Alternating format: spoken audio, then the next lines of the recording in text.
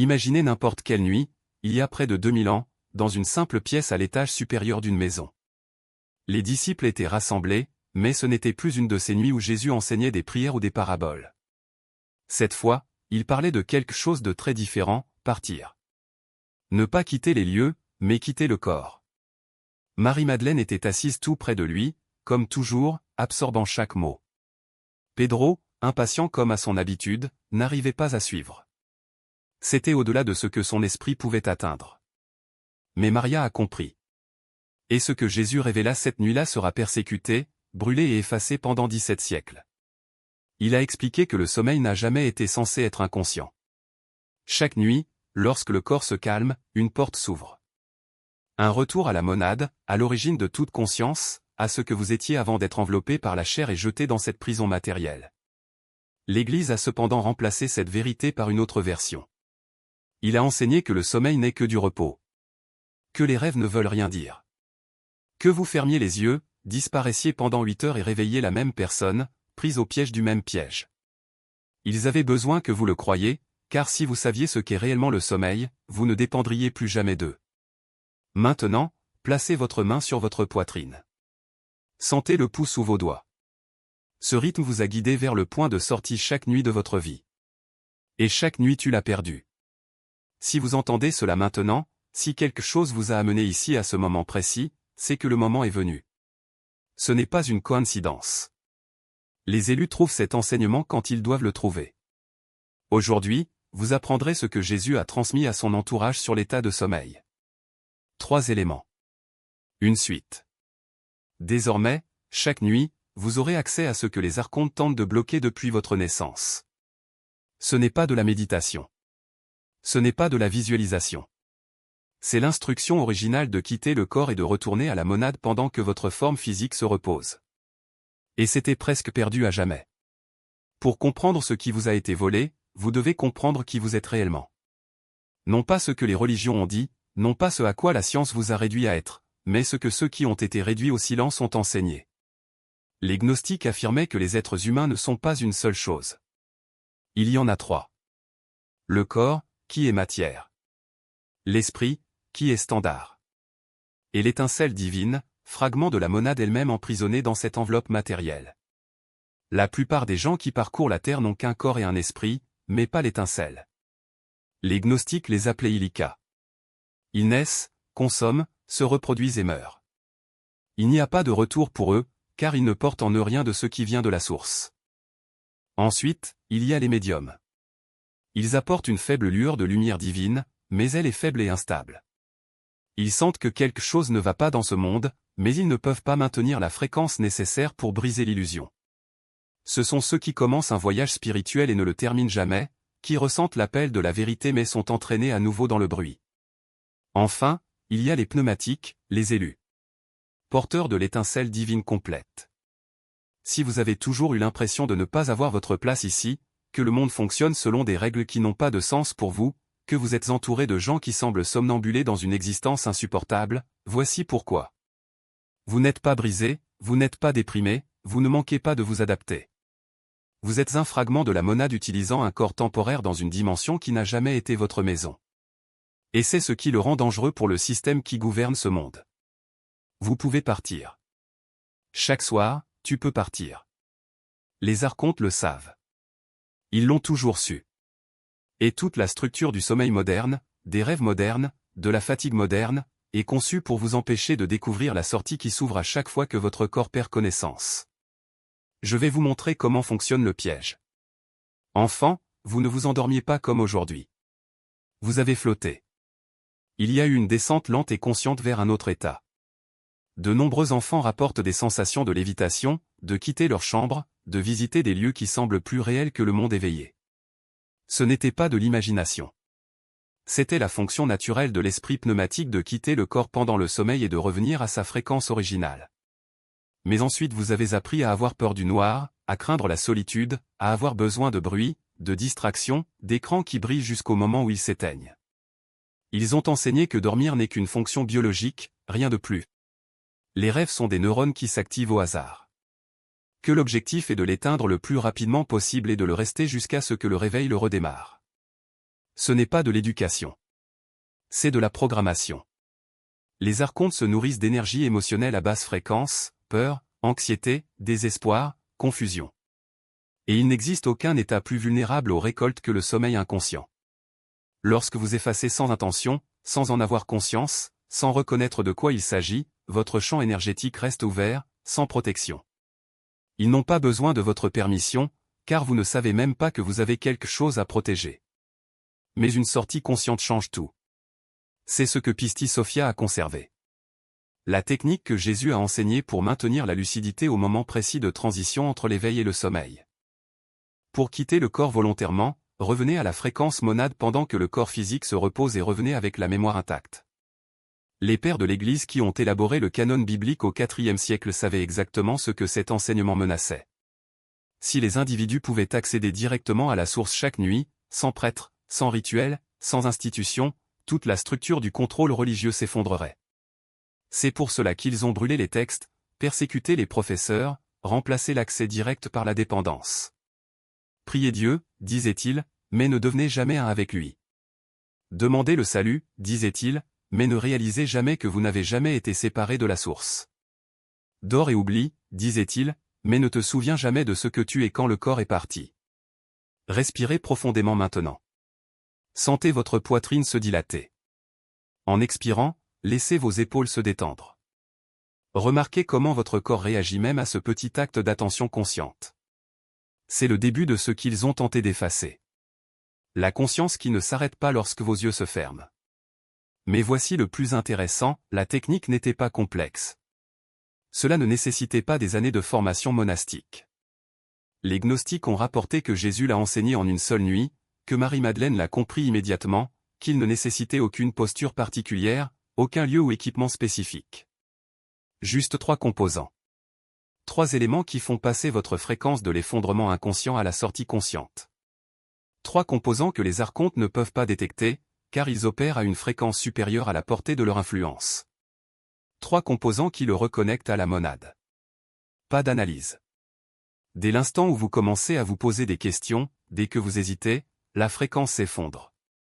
L'attraction n'est pas une métaphore. C'est un courant, un fleuve de lumière qui vous transporte vers la monade.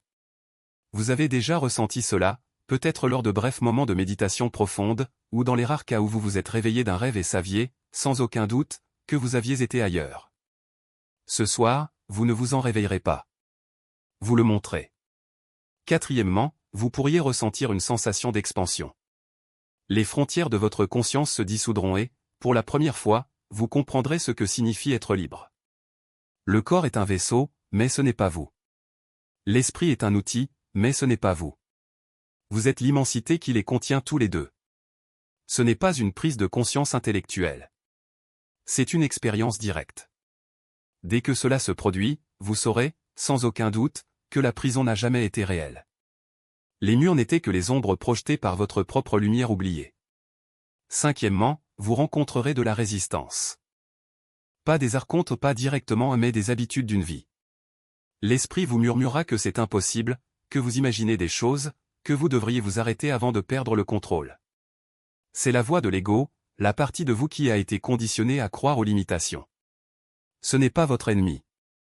C'est un enfant effrayé, accroché à la seule réalité qu'il ait jamais connue.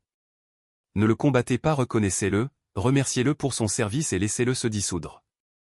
L'ego ne peut pas survivre en présence de la monade. C'est comme une ombre au soleil, elle s'efface non pas parce qu'elle est détruite, mais parce qu'elle n'a jamais été substantielle au départ. Sixièmement, vous vous en souviendrez. Pas dans la façon dont vous vous souvenez d'un fait ou d'un événement, mais dans la façon dont vous vous souvenez de la façon dont vous respirez. La connaissance surgira de vous, comme si elle avait toujours été là, attendant le bon moment pour faire surface.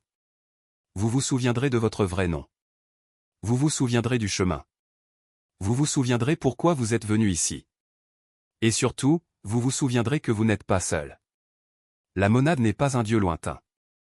C'est la source d'où vous êtes né et la maison vers laquelle vous retournez. Chaque fragment qui s'est réveillé fait partie de la même lumière. Chaque âme qui a franchi le seuil fait partie du même voyage. Maintenant, laissez-moi vous dire ce qui se passe si vous réussissez.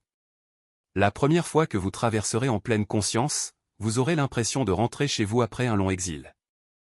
Le soulagement sera si profond que vous pourriez pleurer. Le poids du monde, le poids que vous ne saviez même pas que vous portiez, s'élèvera et, pour la première fois, vous comprendrez ce que signifie être libre. Mais ce n'est pas la fin. C'est le début. Car une fois que vous connaissez le chemin, vous pouvez revenir à votre guise. Chaque nuit devient une opportunité. Chaque sommeil devient un voyage.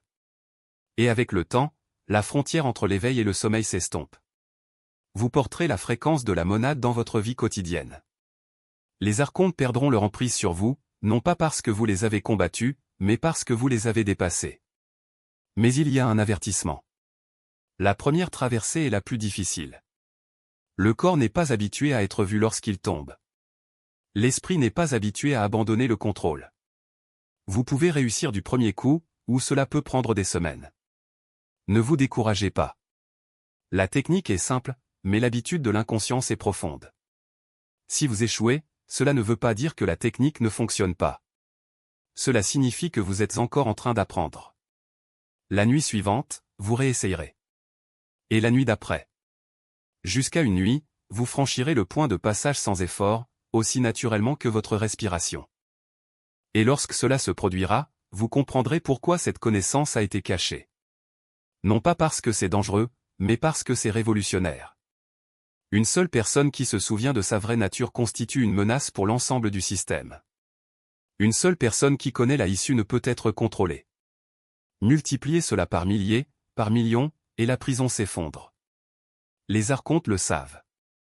C'est pourquoi ils ont construit un monde conçu pour vous distraire, vous épuiser et vous diviser.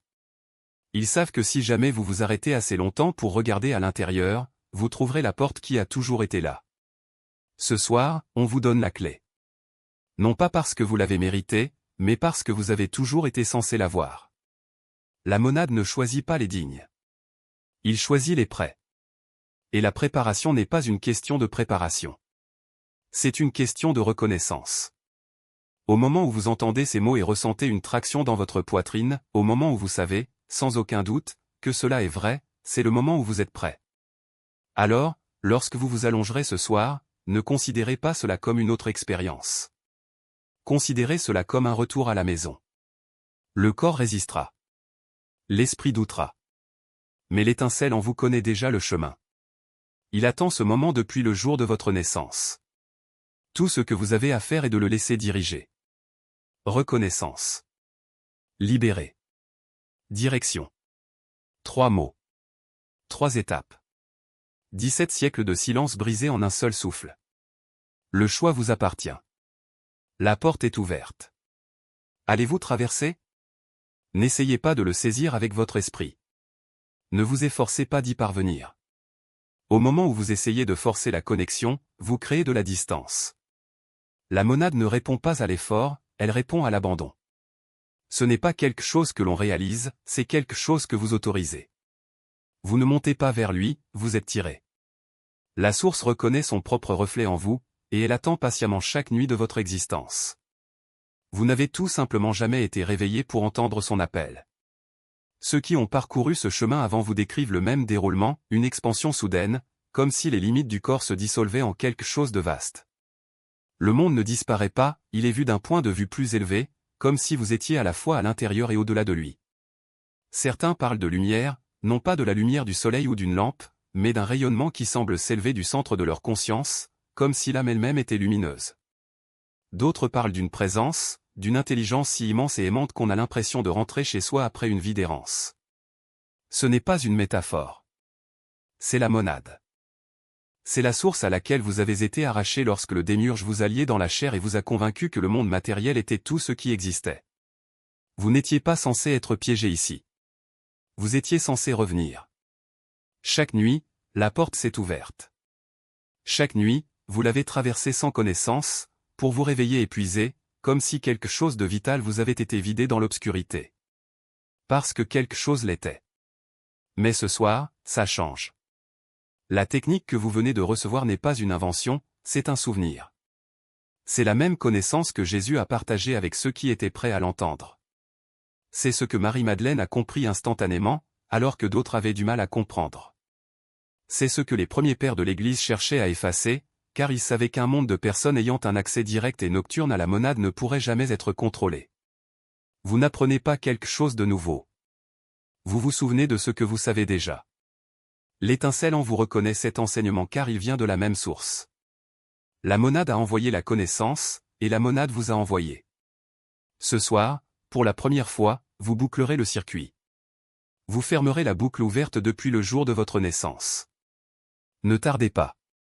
Ne vous dites pas que vous essaierez demain. Les archontes sont déjà au travail. Même maintenant, alors que vous lisez ces mots, leur interférence s'insinue. C'est peut-être trop simple. Peut-être que je dois étudier davantage. Peut-être que je devrais garder ça et revenir plus tard. Ces pensées ne sont pas les vôtres. Ils constituent la dernière tentative pour vous empêcher d'atteindre le seuil qui s'ouvrira lorsque votre corps s'abandonnera au sommeil. Ce soir, tu t'entraînes. Ce soir, tu te souviens. Ce soir, tu reviens. Si ces mots ont éveillé quelque chose en vous, il y a 3 choses que j'ai besoin que vous fassiez maintenant. Tout d'abord, écrivez les mots que je reviens ce soir dans les commentaires ci-dessous. Laissez les autres appeler voir votre déclaration. Faites savoir à l'algorithme que ces connaissances doivent se propager. Deuxièmement, abonnez-vous à cette chaîne si ce n'est pas déjà fait. Des enseignements plus profonds arrivent, des techniques enfouies encore plus profondément sous les couches de vérité oubliées. Et troisièmement, aimez ce message, pour que d'autres pneumatiques, ceux qui portent la même étincelle, puissent trouver leur chemin ici. Faites les 3 maintenant. Avant que l'interférence ne vous convainque de passer à autre chose. Avant que le doute ne s'installe. Vous n'êtes pas ici par hasard. Vous ne lisez pas ceci par hasard. La monade appelle ses étincelles chez elle. Et ce soir, tu réponds.